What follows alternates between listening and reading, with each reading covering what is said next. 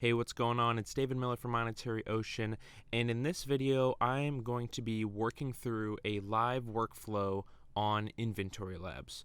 So if you don't know what that means, basically there are two types of workflows that you can use when you are sending shipments to Amazon using Inventory Labs. The first one and most common is the private workflow, and the other one, which is live workflow.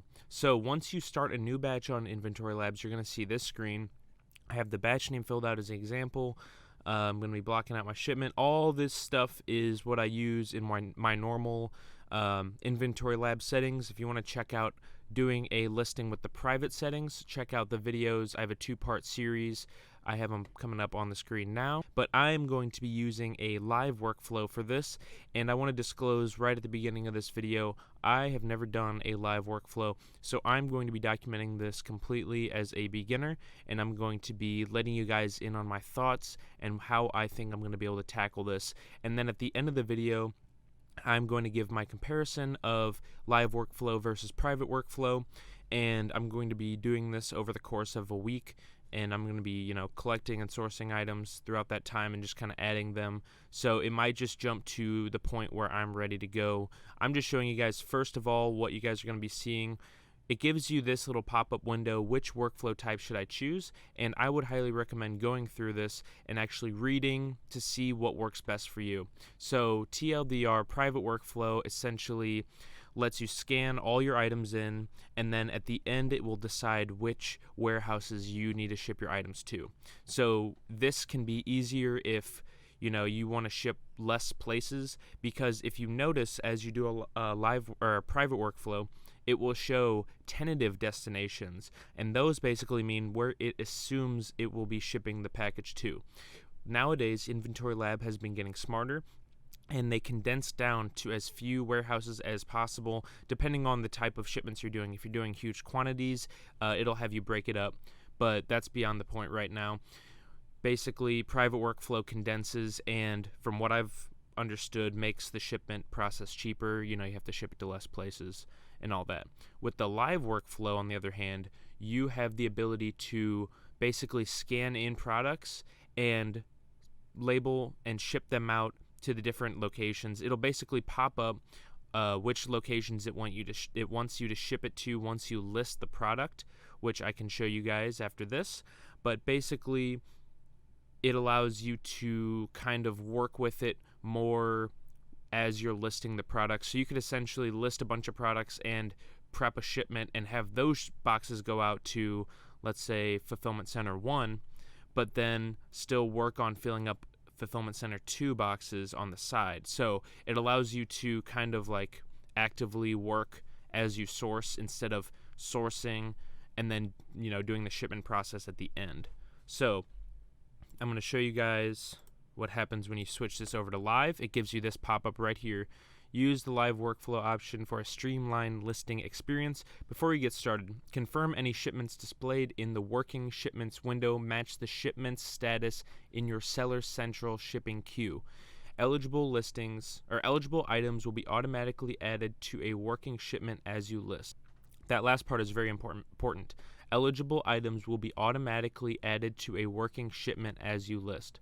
Okay. So I'm going to go ahead and create. And so I have this listing, or this batch right here, 24. That's the one I currently am working on. It's the active live shipment that we're going to be doing. So this example was just so I could show you guys that pop-up right there. But we have down here 2 shipments so far. I have listed 2 items. I'm going to go ahead and close this out. And I'm going to show you guys, I can't show you guys the products, but I can show you guys what it looks like.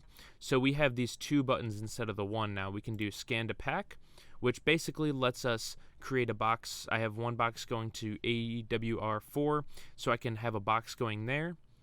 And then I have another box going to MDW2. So effectively, I can package up all the boxes to one of these locations and do that if need be, while still working on this other one, which is how I believe it to be. So I could be wrong on that. We're going to find out together, like I said. But this is the start. I just started listing a couple items and I wanted to get this video started. I'm going to be jumping ahead. If I have any other warehouses I need to ship to, I'll be jumping in at that point and showing you guys what it looks like. But then I'm going to show you guys all the way at the end when we're actually packing and shipping the products. So until that point, I'll see you then. So once you scan all the products you're going to send in into the boxes, then you're going to go ahead and click Transmit Boxes to Seller Central. Then you're going to want to go to Seller Central and do the rest from there. So this is pretty much just what you've already done before. You go to Seller Central, you go to Manage FBA Shipments, and you fill out the box weight, the box dimensions for all the boxes you're going to be doing, and for the different locations as well. You have to do it individually. So once you do that, you go ahead and print out your label or pay for your postage, print out your label, slap them on the boxes, and get them to the warehouse. So now I want to get into the pros and cons I've had with the live workflow from Inventory Lab. I'm going to start off with the pros actually, and I just have one significant pro, one significant con, so it's going to be really short and sweet. So my major pro in this situation was the fact of speed and being able to work with other people and cut time literally in half. So how we were able to do this, one person was listing and labeling the books. We would take them, list them, label them directly from the Dymo, put them off to the side. Then the other person would take those books and pack them directly into the boxes, have them scanned into Inventory Lab, and basically have all of the boxes ready to go. We didn't tape them up. We wanted to be 100% sure that all the books went into the correct boxes. So we just had all these boxes setting on the side filled with books ready to go, essentially. With a private workflow, if you've done it before, you already know that you have to do all of your listing first, and you can, if you're using a Dymo, you can label them at the same time. If you're printing 30 up, then you have to do that later on, but you basically do all of your listing, then you have to go back through once you know the location of your books, then you can do all the packing and prepping for the books. And if you think about it, those are two huge sections of time, the listing and the packing, that you have to do separately. You have to do the listing, then the packing, which that is literally hours that we're talking about here. So in the live workflow, what would have taken us probably close to 8 hours total only took us about 4 hours to do all 200 plus books. That is a humongous time saver. The major con I have with this is the cost. So the video that you guys just watched, that was our first attempt at the live shipment, the live workflow. I went ahead and did another one after that just to kind of verify everything, kind of test it again, see what was up, and that is where we really came into cost issues. And what happened was we had probably about 6 or 7 units going to different facilities all over the country, and so for each of these different shipments, it was about 1 book, some of them were 2. They were individual shipments, which cost about $3.90 to $4 a piece.